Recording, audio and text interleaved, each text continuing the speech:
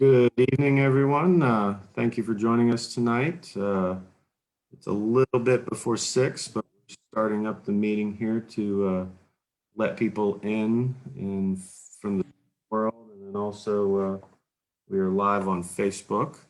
As we wanted to, as we let more people log in, wanted to welcome everyone. If you have any comments, anything you'd like to ask Ms. Kearse during her presentation, we will have a Q&A at the end. You can leave us Facebook comments or put it in the Zoom chat, or you can email us at programs@albemarlehistory.org. A few announcements before we get started. This Thursday on the 18th at 5 p.m., our friends over at Preservation Piedmont have an online webinar focusing on local history called Overlooked Piedmont Architecture, Mid and Modern. We have our own Richard Guy Wilson, who is a member of the Historical Society, will be the keynote speaker. He'll be joined by a panel of folks discussing architecture from the modern period in the Virginia Piedmont. So check out what Preservation Piedmont's doing. We'll put some links to their Zoom webinar in our comments. So check out comments and chat section as we go through the.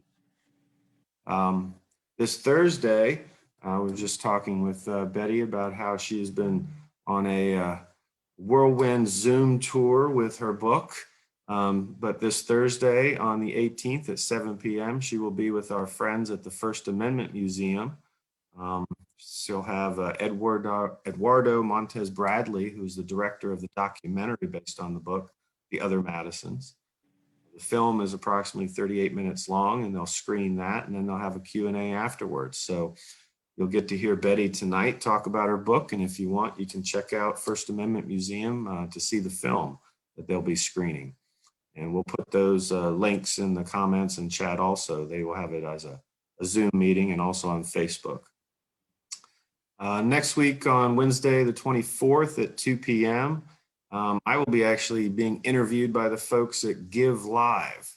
You wonder what Give Live is. Well, GiveWP is WordPress, which is the software that powers our website, and GiveWP is the plugin that provides us the opportunity for you to give us online donations and memberships.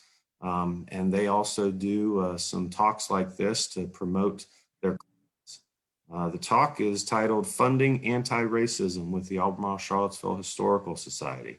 We'll discuss some of the challenges we face and how our community is coming together during some somewhat tumultuous times. So we'll put that link also in the chat if you want to join us for that. And keep in mind our next speaker series in April will be Tuesday the 13th at 7 p.m. With our very own Dr. Michael Dickens.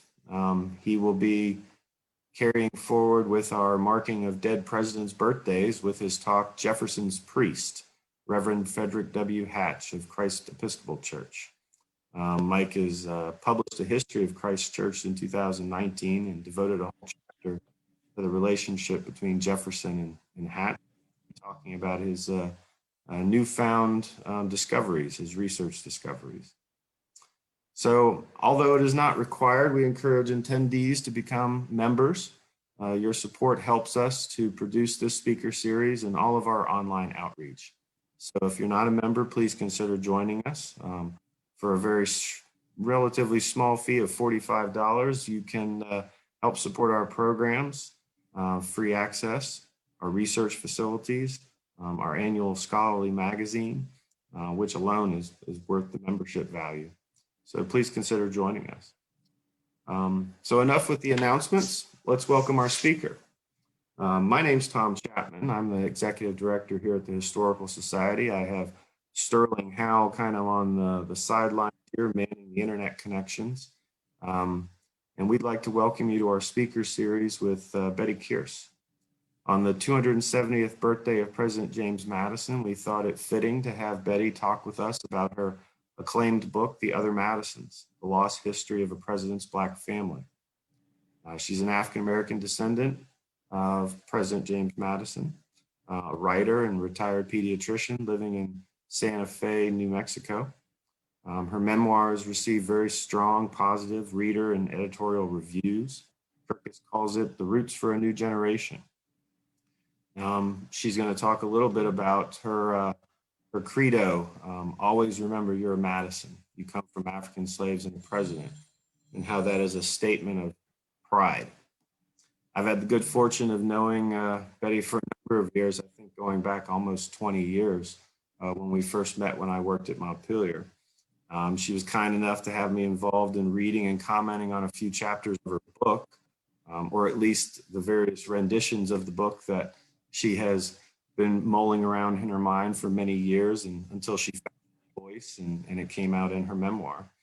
And I also had the good fortune of being the staff lead for the 2007 Slave Descendants reunion at Montpelier, where she was a committee co-chair with Rebecca Gilmore Coleman, if I remember correctly.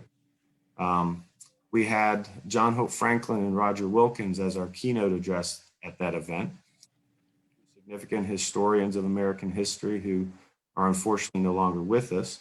And there was one thing that Dr. Franklin said in that keynote, and I feel it's important to introduce, appropriate to introduce our talk. I've been having his been bouncing around in my head for the past couple of weeks thinking about this event, and I got the transcription, and nearly 14 years ago, I think his words still resonate. So I quote from Dr. Franklin. And I think there are too many people that want to give you only the good news, and they won't talk about the bad news. And I can appreciate that, particularly from Black kids who have had such a hard time anyway, and whose road is beset with all kinds of obstacles and whatnot. I can understand it, but it doesn't do them any good in the long run. They should know their past as you, descendants of the Madison family, should know your past, whatever it is. If you don't know, go dig it out and find out, because that's the past you must live with. And if the past is what you are not satisfied with, all the more reason you and me should be inspired to do something about the present. Be certain that we don't repeat the past. And so we shouldn't shy away from our past. I don't care what it is. I don't think we should. I think we should face up to it, whatever it is, live with it. Otherwise, it'll live with you and haunt you and distort you for all your days. So I think John Hope Franklin in 2007 was speaking directly to Bettye and the work that she has committed to her life and her family story. And I want to thank you, Bettye, for joining us today. So I think I've heard enough of me. So introduce Bettye Kearse. Thank you. Thank you, Tom and Sterling. I am really pleased to have this opportunity to share my story with the Albemarle Charlottesville Historical Society. The title of my talk is The Other Madisons, In Search of Mandy. Griotte's women and griot's men carry forth the stories of their ancestors. For thousands of years, possibly before the birth of Christ, generations of West African griottes and griots have served as human links between past and present by speaking the stories of their ancestors and the history of their people. But they are more than genealogists and historians. They are also storytellers, teachers, spokespeople, exhorters, interpreters, advisors, judges, poets, musicians, praise singers, to name just a fraction of their many functions. They shape how each person sees himself in the present and in the continuum of past and future. They are the social glue of society. Their words preserve the values and beliefs of entire cultures. And when Africans were stolen and enslaved, They did not leave their tradition of oral history behind. For many African American families like mine, this tradition is all that preserves the legacies our ancestors left for us. Without it, I would not know that I am a descendant of the enslaved cook Corinne and her enslaver and half-brother, President James Madison. Madison did not have any children with his wife, Dolly. So many scholars believe he was either impotent, infertile, or both. But the oral history of my family says that James Madison Jr., a founding father of our nation, was also a founding father of my African American family. For more than 200 years, our family credo, always remember, you're a Madison. You come from African slaves and a president, has been a source of inspiration and pride. But it started off as a mere tool. According to the history told by the 8 generations of my family's American griottes and griots, Madison became attracted to his half-sister, Corinne, and around 1794, that attraction led to the birth of a son, my great-great-great-grandfather, Jim. Shortly after the end of the War of 1812, Dolly Madison, having learned that Jim and one of her nieces were in love, had just sold Jim. As he was being taken away, Corinne pleaded with Jim, always remember, you're a Madison. She believed the name could help them find each other someday, but they never saw each other again. Yet, Jim remembered his mother's words, and he passed them on to his children and told them to tell their children that they are Madisons. Over the generations, as America changed, the credo changed. After my enslaved ancestors, by then living in Texas, learned that they were free, they could use the name as more than just a tool to find torn away loved ones. Now they could also use the name as a source of inspiration. Jim's son, Emmanuel, my great-great-grandfather, taught his children to be proud that their name had come from a president and to make the most of that legacy now that they have the chance. So Emmanuel changed the credo to always remember, you're a Madison. You come from a president. 2 generations and some 40 years later, Emmanuel's grandson, John Chester, my beloved Gramps, who was born free, was proud that his father and grandfather and other enslaved ancestors had overcome enslavement. Gramps, my family's 6th generation griot, wanted his children to know that enslaved people were remarkable human beings who possessed inner strength and a sense of hope by which they survived, and many talents by which they contributed mightily to America. Gramps added 2 important words: African slaves. The credo became, always remember, you're a Madison. You come from African slaves, and a president. So for the last 100 years, the credo has reminded us that we aren't just descended from a president, we descend from African slaves too. In 1990, when my mother, the seventh generation griotte, turned over to me the old cardboard box of family memorabilia, I became the eighth generation griotte. When I asked her, why now? She answered in her slight Texan drawl, I want to give you plenty of time to write the book. I can probably write a book, I thought, about our history, but I cannot be the one to hold up the family torch of pride. For many years, I had wondered why, or even whether, the credo should make me proud. For me, it resounded with the abuses of slavery.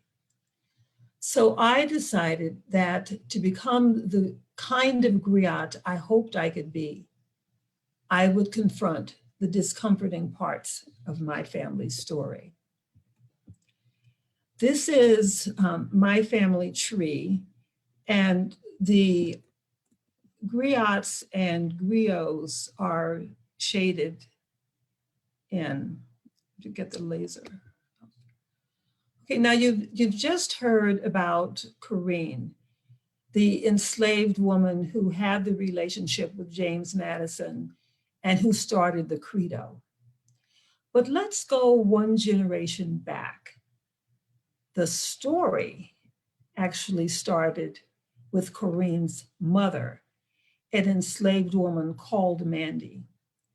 Mandy was my family's first African ancestor in America and our first griotte.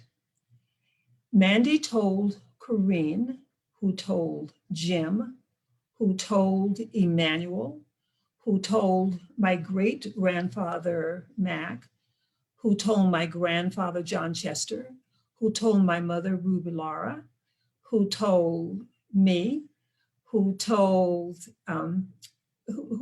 my daughter Nicole, and who tells her children, Peter and Madison, that she, Mandy, was stolen from the shores near her village in Ghana, carried across the ocean in the bowels of a wretched ship, shoved onto an auction block, sold, put to work on a small cotton field in a remote corner of a huge tobacco plantation, and then raped by her enslaver, James Madison Sr. Corinne was born through those forced encounters, thus making her and the future president half siblings.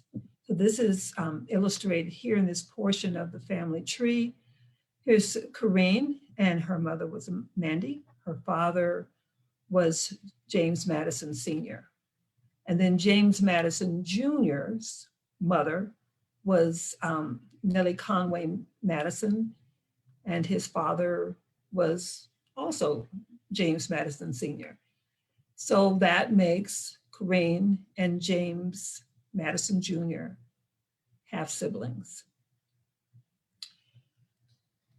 Mandy had endured all this. So I believed that knowing her deeply, by walking where she had walked and seeing what she had seen, would help me to become an unflinching griotte who understood and had reconciled all that the credo is saying. So in 1992, I began my journey of discovery of my ancestors, our country, and myself. I traveled to Lagos, Portugal, where the transatlantic slave trade began, to Ghana, West Africa, where Mandy was born, to Baltimore, Maryland, where a replica of a slave ship, like the one that carried Mandy away from home, sits in a museum, to Travis and Bastrop counties in Central Texas, where my great-great-grandparents and their 8 sons learned that they were free, and to New York City, where an 18th century African burial ground had recently been discovered. But my journey began and ended at Montpelier, James Madison's former plantation in Virginia, where Mandy labored and died. My travels taught me that wherever African slaves once walked, history buried their footsteps.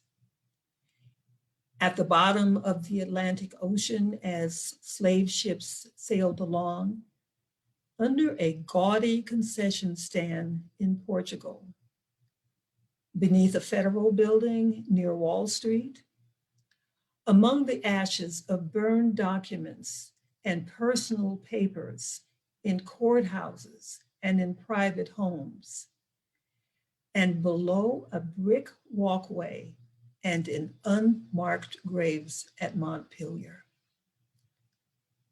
And their footsteps disappeared into the sand along the west coast of Africa as looming slave ships waited to take millions of kidnapped Africans away from their homeland forever.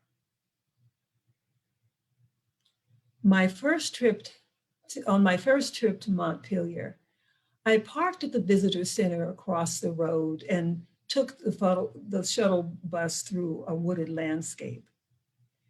When the bus rounded a curve, the mansion, a stately coral-colored jewel set before a sweep of hovering trees, came into view. The moment I set foot on the soil where my ancestors had walked some 200 years earlier, I felt that I belonged there with them and that they and this place would help me to become the griotte I wanted to be. I started off on a guided tour with a group of visitors, but I asked so many questions about slavery on the plantation that the guide directed me to Lynn Lewis, the chief archaeologist.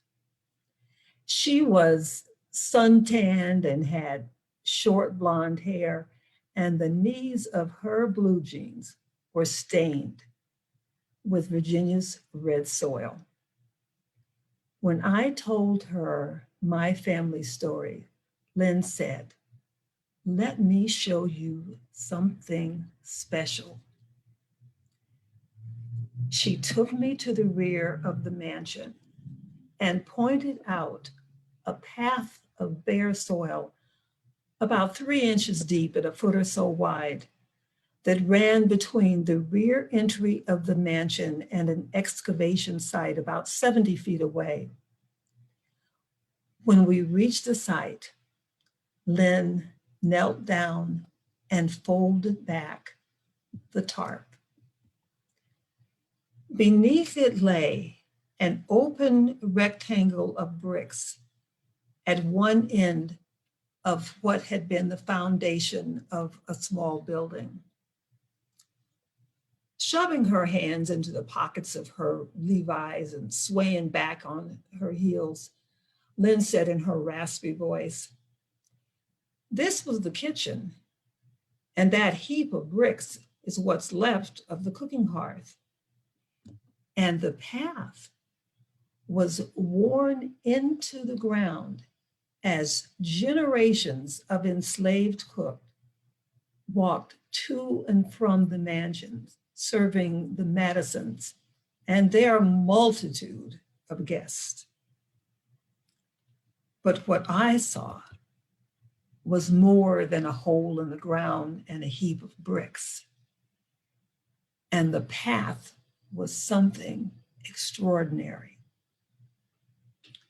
My great, great, great, great grandmother Corinne had walked this path. I stepped into the furrow and followed the length of it, a tangible and symbolic tether that had held her in bondage. My eyes teared. I had not expected to walk so literally in the footsteps of an ancestor. There were no walls and no roof at the site now, but seeing where the kitchen had stood and recalling the stories I knew so well, I felt the tears flow. This might have been where James Madison Jr. became attracted to Corinne, and where not far away, she had stood helpless while Dolly sent Jim away. The visit was taking its toll on me, but I said to Lynn, I really should see where my enslaved ancestors are buried. Not a good idea, she said. First of all, the gravesites don't have any names or dates on them. And besides, I would not recommend you go there in those shorts and sandals. There's lots of poison ivy.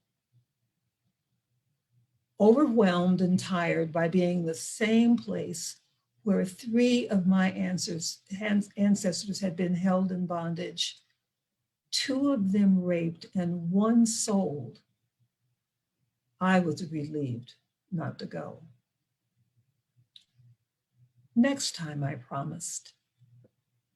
Next time. 3 years later, I was in Ghana, West Africa. Chapter 9 of The Other Madisons, The Castle, begins with my favorite sentence in the whole book. I'd like to read that sentence and a portion of what follows to you.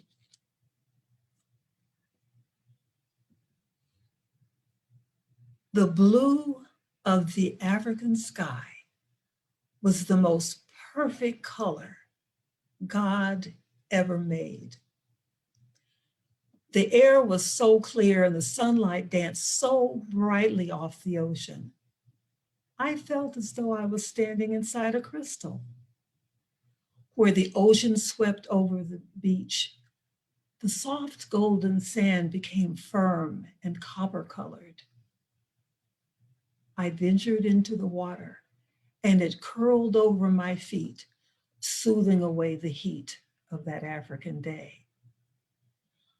I stepped back onto the dry sand and turned to watch the water gather up my wet footprints, taking them into the ocean's depths, disappearing westward as others had gone.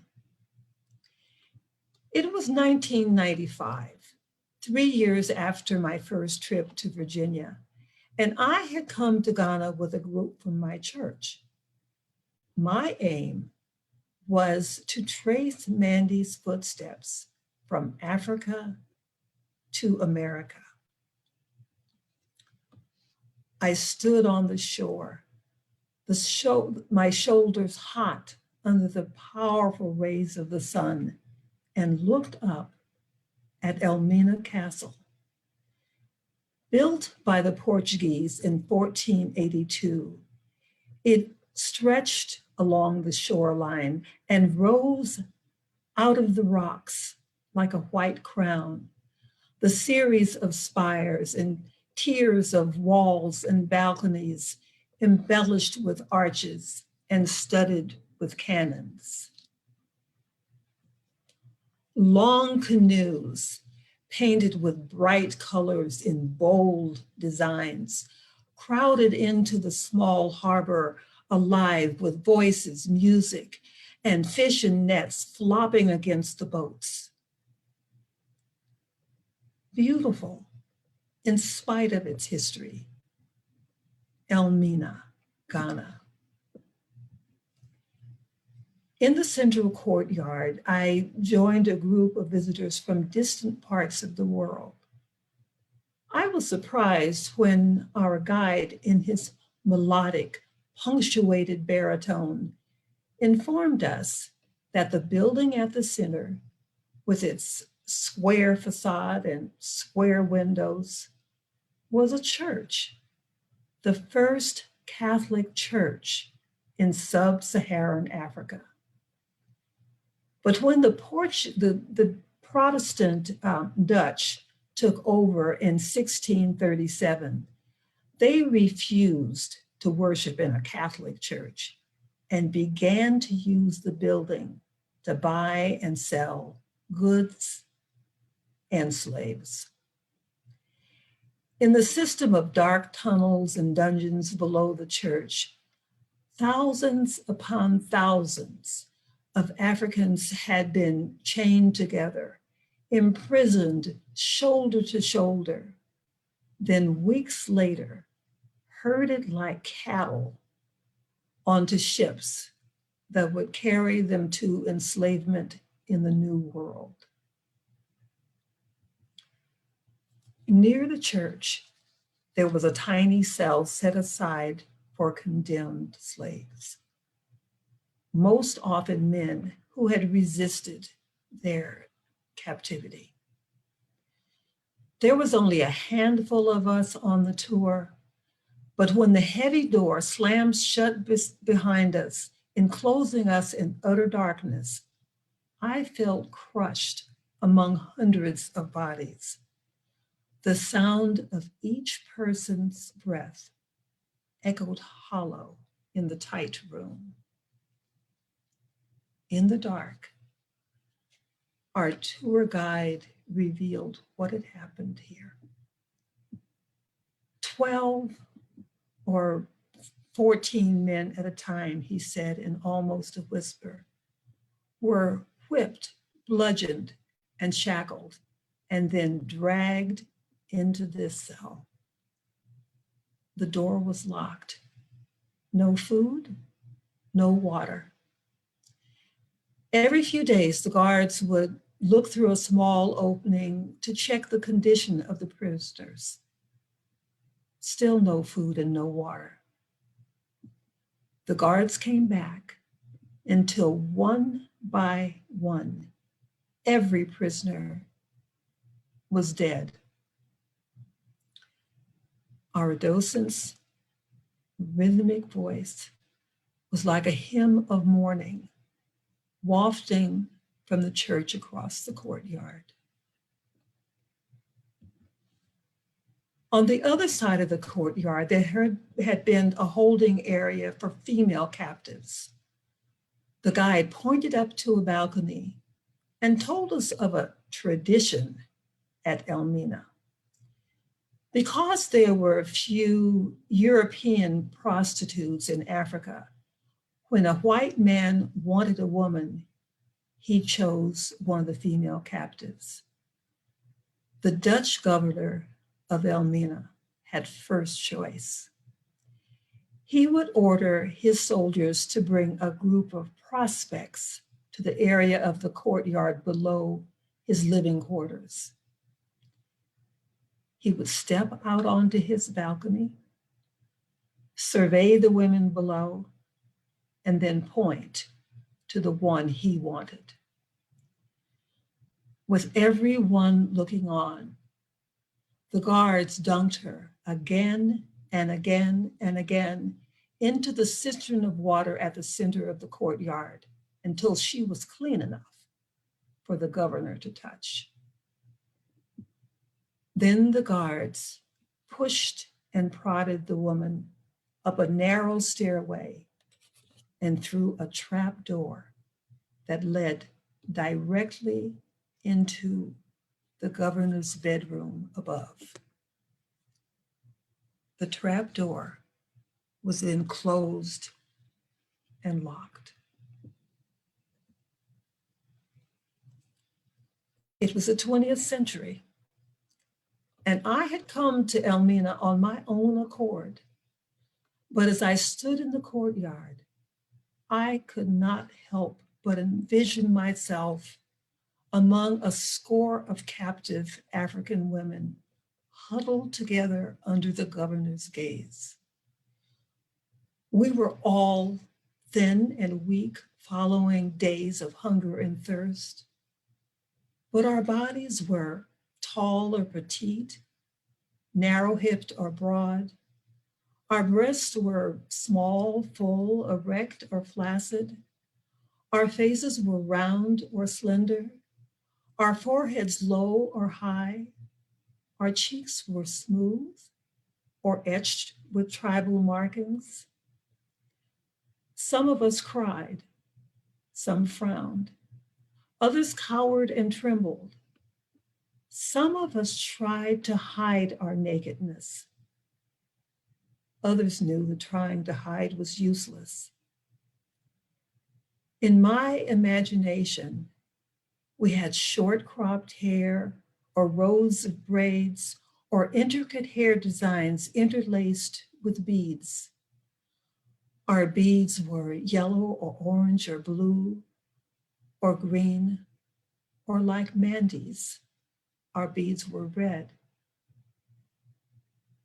In reality, I was a free American woman, but the anguish, the fear, the sense of loss, the sorrow, all lodged in my chest. When it came time to board the ship, the women who had survived were led through an interconnecting series of rooms until they reached the one that offered the only sunlight many had seen for weeks. Blinded by the light, the women entered a narrow gated egress that led out to the beach. The intensely blue sky draped their heads, but maybe the women glimpsed loved ones as their eyes adjusted to the brightness. They had walked through, stumbled through, crawled through, or fallen through the gate of no return. Beyond it, they could feel something familiar under their feet. African sand. But only moments later, that sensation was lost forever. The ocean wiped away their footprints.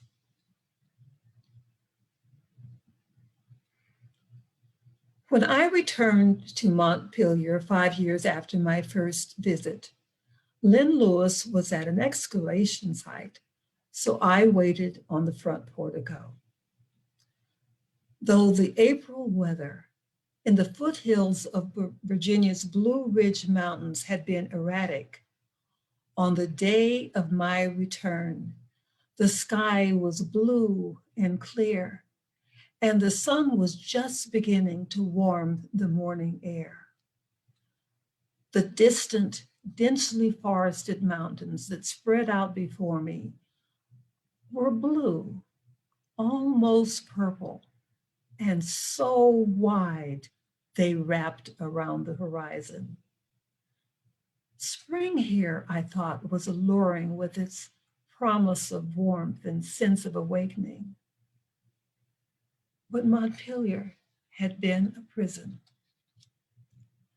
Once, scores of slaves' cabins lay south of the Madison, and I pictured them scattered low on the hillside, leaning perilously, their weathered roofs slowly giving way to the pull of the dusty earth. succumbing to the forces of the land. And I pictured enslaved people diminutive in the distant fields, their labor coaxing riches from the soil, making possible the Madison legacy.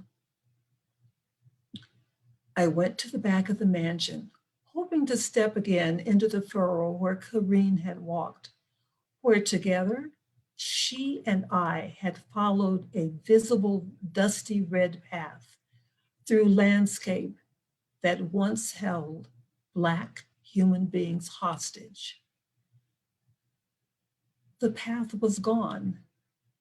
A brick walkway now covered Corinne's footsteps, burying my physical connection to my enslaved ancestor. I felt alone and lost. Lynn found me wandering aimlessly. "Sorry to keep you waiting," she said. "No problem," I murmured. I did not mention Corinne's buried footsteps. Silently, we headed toward Slate Cemetery. Scattered pebbles on the dirt road glistened in the morning sunlight, and wide meadows speckled with young daffodils sloped green and bold. But as Len and I walked from the mansion, I grew more and more afraid I would see an isolated patch of dry dirt with clusters of dandelions and poison ivy, a place where enslaved individuals in death, as in life, had been dishonored. Bursts of wind made the trees shudder. I huddled into my jacket. "I'm sure at least one of my ancestors lies buried here," I said, trying to reconnect to them. Len and I walked toward a low hill that rose behind a cluster of trees. A moment later, Len said, "This is it." The field of bright blue periwinkles took me by surprise. We stepped off the dirt road and entered a small woods. Blanketed with fallen leaves and cradling the hidden remains, the ground was soft underfoot. "It's because of these periwinkles," Lynn said, gesturing towards the perky flowers, "that we know this is a burial ground. Back then, folks in the South planted them to pretty up cemeteries." Then, under the leaves, we found linear depressions, all oriented east to west, where the graves had sunk a little. And last winter, there was an early thaw. The only snow left was in the depressions. It was eerie and beautiful.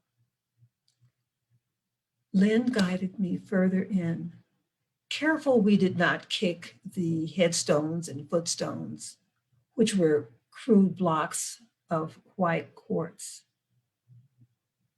We stood in a kingdom of many trees, but only one of them called to me. I approached it, reverent. The trunk was broad, the thick branches pregnant with pale leaf buds.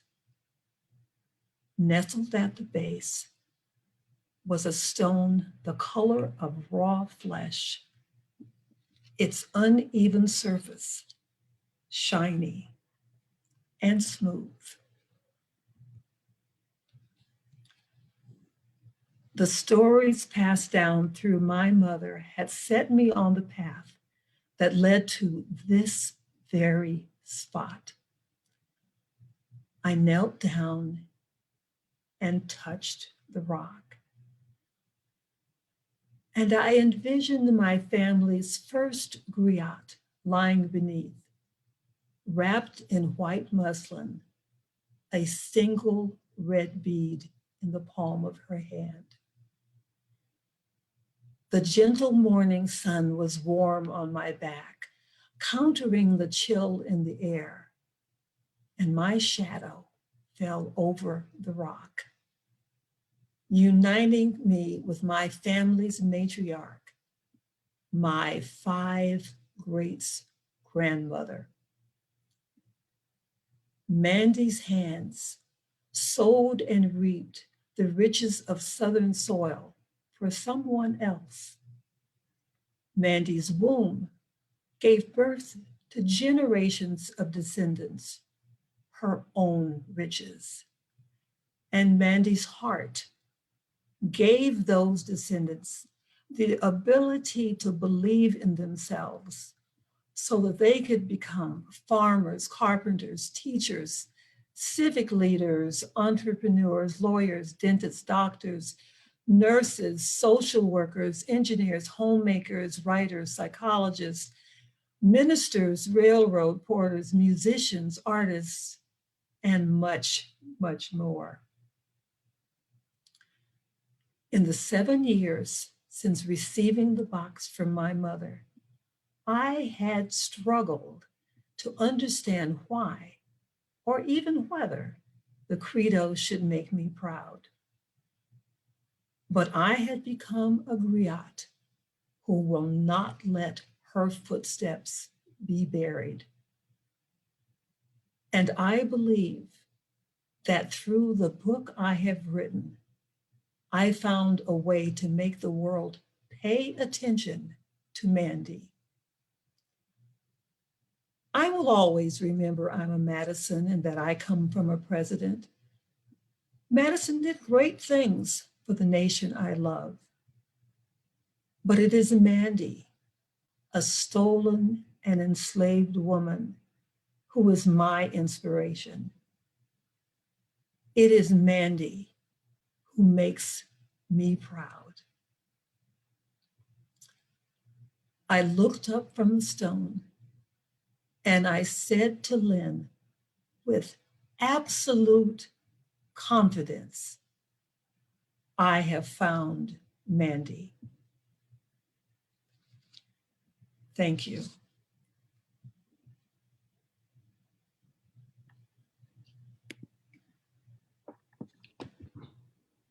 Thank you, Betty. That was great.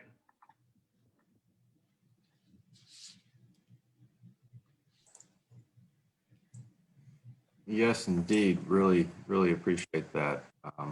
Thank you. Would be a great video to offer to the public. Thank you, Mary. Hi, Betty. Good to see you and It's congratulations. good. I don't see you, but I see your name, so it's good to see your name. Good to see you. Oh, hi, Mary. Are you still in Philadelphia? Yes, we're still here in Newtown Square, Pennsylvania. Oh, wrong city. Okay. Right At least outside, I got the right state. right outside of Philadelphia. Oh, okay. Nice to see you. Oh gosh, this is great. But what a story, and the history for no matter what the race, to see that and grasp and feel the history of going from Ghana to across the ocean. It's amazing. It's amazing. And that snow in the indentations. Oh, that got me. Yes, isn't that an amazing image? Oh gosh, that's something. Yeah, yeah. Well, thank you for doing this. It's very much appreciated. And I Oh, wish young people were watching this so they'd have a sense that we're survivors. We're from we are survivors. survivors. We're from survivors, and that gives you strength. Gives you strength. I'll let someone else talk now. It's just so great. Thank you very much, Ms. Lightfoot. I really appreciate you shining there. And I was mentioning to Betty before we started that we don't have a webinar, we have the meeting Zoom, so it allows people to contribute, and it's almost as if we're able to kind of be together in kind of at least a Zoom way if we can't be together in person. And love that interaction. Thank you very much. I'm looking for some questions here. One question that popped up, are you continuing your genealogical research, Bettye? I am. I'm on a hiatus right now because book promotion is a full-time job. I'm not able to do much of anything else. I'm not even writing, which is a true love, but I will. Maybe toward the end of the year, I'll be able to get back to it. Yes, Shelley asked, with your book and I guess just your research, if you could talk a little bit about any resistance that you have received from any Madisons, and I'm assuming the question she's asking for the white family Madison. Well, I have met descendants of Madison sisters who have been, two women in particular, who've been very supportive and call me cousin. And in terms of resistance, it's just more lack of not being willing to help me. No one has come forth and been mean to me at all or nasty. In fact, people are very cordial. But there are people that I know could help me, but just won't. And there's a follow-up there also with, in terms of Montpelier, their response to your work. I know, at least from my vantage point, when I was at Montpelier and I learned of your oral history, your family's history, it was mind-opening in terms of understanding what could be carried forward from one person to the next in that family tradition that would inform us. I came from an archaeology background and so I definitely infuse my history with that, and very much even the spoken word is history. But what do you have anything to say in terms of how Montpelier has responded to this? Montpelier holds a special place in my heart. I started going there in 1992, and that's when I met Lynn Lewis and a few other people. And I have gone back many times, not as many as I'd like because of the distance, which has actually gotten worse now that I've moved to New Mexico. But I've gone back quite a few times, and I've met a number of different people as the staff has changed or expanded. And every single one of them has been welcoming and supportive and has done everything they could to help me with my research. And it's in the book, in the acknowledgments. I have thanked them on paper, officially, in my book. There's one question here from Tom David. Do you know what year Jim was separated from Corinne? I think you mentioned that was 1820s. Well, it was after the War of 1812. So it's probably, I'm going to say maybe 1815. I don't know exactly, but approximately then. And Leontine asked if you know of any other children that were fought by the Madisons with the enslaved women. Oh, if whether or not Madison, do I know whether or not Madison himself had other children? Is that the question? The question, do you know if Madison fathered any other children with enslaved? Right, so that is the question. I don't know, but I wouldn't be surprised. Mhm.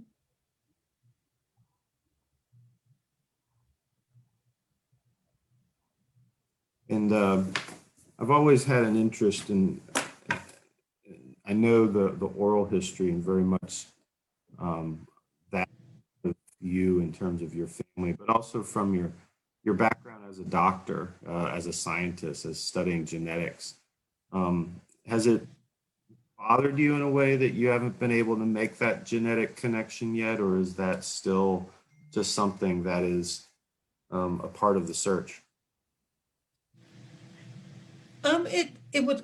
It doesn't really bother me. It would kind of complete the story, maybe add to the story. But I've grown up with this family history, and so I don't for myself need to have DNA proof.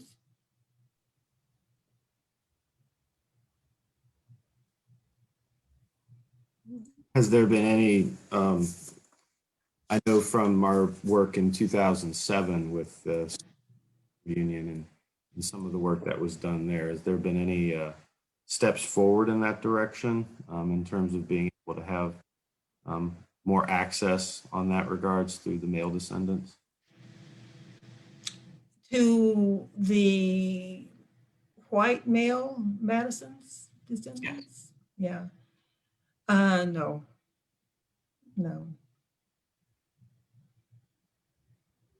I've been I think I have heard from a few that have offered to test, but I was working with Dr. Bruce Jackson for a number of years.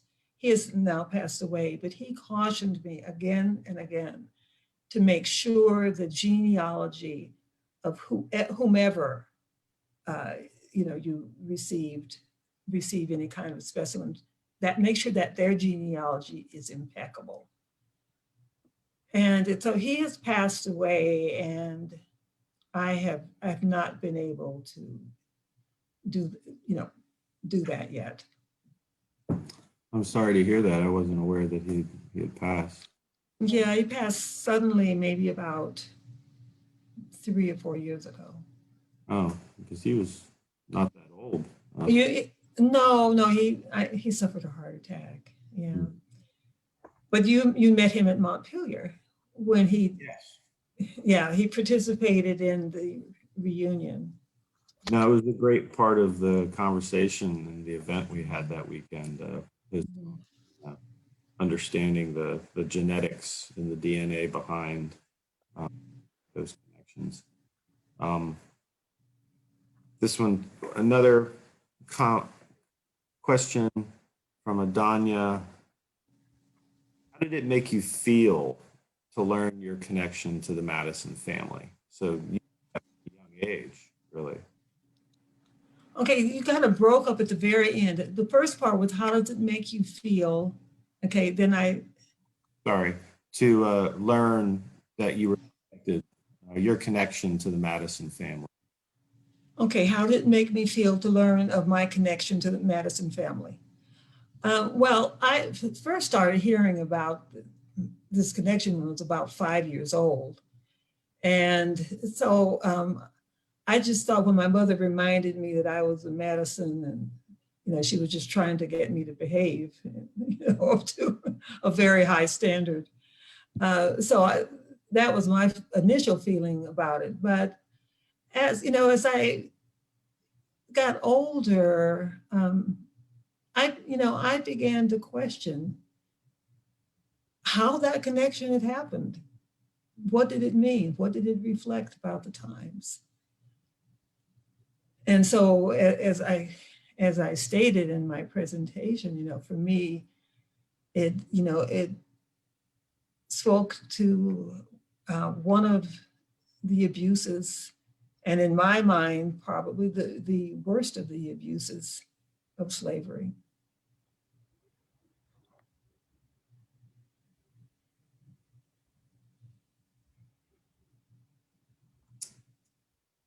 There's a question in regards to how Montpelier has changed its presentation tours to reflect its slave heritage. I think that might be some fodder for Christian to talk with you about on Thursday. Their distinction of color exhibit that he was very instrumental in putting together. But I know that there's a very strong component to what Montpelier is doing now that is pulling directly from the descendants. That was something we were involved in 2007, but even before.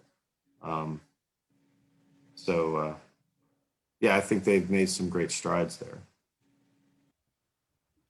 Yeah, I feel as though Montpelier is truly committed to understanding the role enslaved people played at Montpelier, the importance to Madison's life, and its effect on the Constitution, and even its effect today. Do you have a question, Mr. Wilms? I saw your hand raised there. Yeah, I do. Thank you. It's a wonderful presentation. I can't tell you how much I appreciated it. Clear and to the point. The visuals were wonderful, wonderfully awful, but wonderful. I spent a number of years I just finished a book on the Los Angeles Police Department and the neighborhoods around the South Side. So I became interested in this whole subject. We moved from Los Angeles to Asheville a couple of years ago, and I became really interested to understand better how slavery really broke the culture of a people, and that you now see evidence of it still on the streets of South LA. So that was the beginning. And then I ran into, who should be speaking for themselves, Miranda Burnett and Martin Violet, who are doing this work at Highlands, the president? Monroe's place, Monroe. yeah. And I'm utterly fascinated with what they're doing, and I'm going to go visit them in a week or two to see the issues that we share. One of them is that my fourth great uncle was the guy who did the brokering of the slaves from Monroe to his place in Florida that he was building, this Casa Bianca. It's not a very exciting background to be looking at, but it gives me a perspective, I think, to say, holy Jesus, we are really in this deeply in a very, very negative way. And what do I make of it all? And so I'm going to go up there and spend some time in a couple of weeks and meet with Martin. But I'm curious, are you taking your work forward into contemporary society? I haven't read your book. I will. Does it go into contemporary society about the scars that are left? It does not. Okay. But the documentary film based on my book that was just recently, it's actually going to premiere on Thursday at the First Amendment Museum. But that begins not to talk so much about the scars, but to talk about the fights, the struggles. Yep. I don't see that as the same thing as scars. No. No. Okay. So It talks more about the struggles and touches on Black Lives Matter movements and current issues. Good. Well, I'll order your book and look forward to reading it. Thank you so much. My pleasure. Please, definitely. Betty was talking to us a little bit before we started up about the in-person aspect of getting to talk about your book and wanting to try to sell some more. The virtual aspect of doing these book tours kind of takes that away. So please check out Amazon or any of your local bookstores to buy The Other Madisons. And yes, there is a trailer. I saw something flash up on the screen. Is there a trailer? And I think the easiest way to get to it is to my website, which is theothermadisons.com or bettykearse.com. It goes the same place, but theothermadisons.com is easier. And then there's a tab, a page that says film. And then if you click on film, then the link, you'll see the link.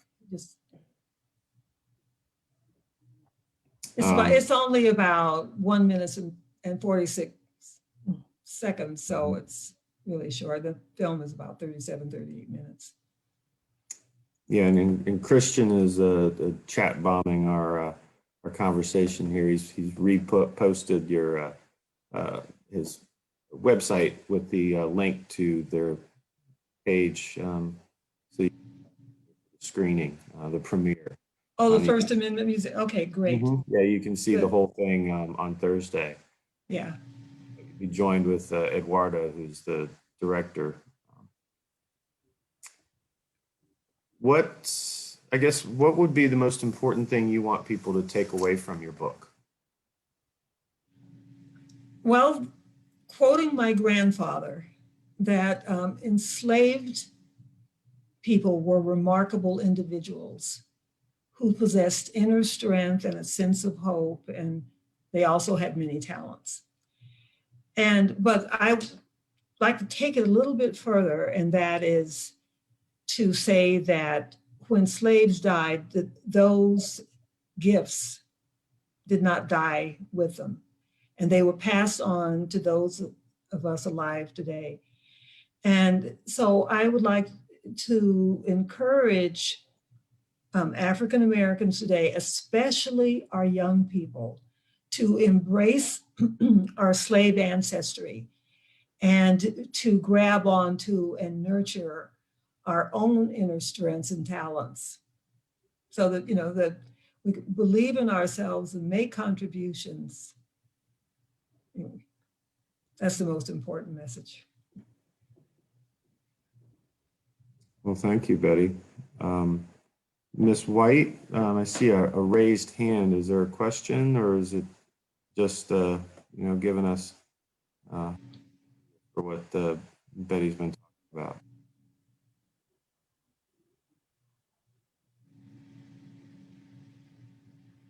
No, okay.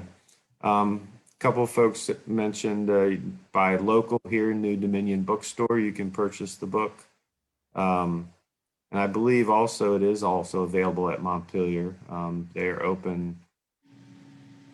I would check their website to see when they're open. You can find the book in their bookstore. Well, I think I see that's kind of wrapping up the questions. I guess one more. In terms of the unique aspect of your story and the ability for your family to carry that oral history forward, have you found in your research and your journeys that is pretty unique in terms of the African American experience, or have you found others who have a similar background? Who have maintained the great griot tradition? Yes, ma'am. I think it's becoming stronger and stronger. There may be some catching up to do. I have been very blessed to have had this tradition go on for some 8 generations. But I think that more and more African American families are starting tradition and moving forward. And my word of advice about that is to, save everything in a special place. Like in my case, it was a box. But it's very important to have one person in each generation be in charge of the stories and whatever artifacts, memorabilia. And then that person should appoint somebody and train them in the next generation. And then make sure it gets perpetuated from one generation to the next. Otherwise, it's in danger of getting lost within the generation of the person who is now starting to build the oral history. Well, I think your book is a perfect example of how to tell that story, or at least as your mom put that upon you to say you need to write this book, and that helps not only with your history, I feel, but it also as an example to others. So I think that's a very important part of it. Well, I want to thank you, Betty. This has been a great privilege to have you join us. And everyone got some clapping out there and some people holding up your books. So if you want to see the movie, definitely look to the links in the comments and the chat to check out First Amendment Museum. My buddy up there, Christian Coates, who's known Betty is about maybe as long, if not longer than I have with work at Montpelier. And thank you all for joining us tonight. Remember these presentations, these speakers series, our programs, it's all brought to you by you as a member and you contributing to keep us providing these programs. So please support us. Look forward to seeing you again in April for our speaker series. Thanks again to Betty for Zooming with us and Facebooking with us tonight.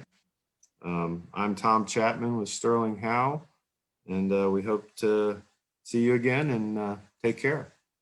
Thank you. Yeah, take care. Stay safe. Yes. Yeah, thank you, Tom and Sterling. Thank you, Betty. Thank you. Thank Betty. you. Stay safe. Okay. Thank you. Thank you. Night, Good everybody. to see you, Betty. Thank Juanita, hey. So good to see you. You're just amazing. I love you. Will Thank video you. or YouTube be available of this program today? Yes, ma'am. It'll jump right into Facebook and have a video there, but we're also going to pull it off Facebook and Zoom and put it on YouTube with all of our others. So thank you. Thank you. Thank you. Okay.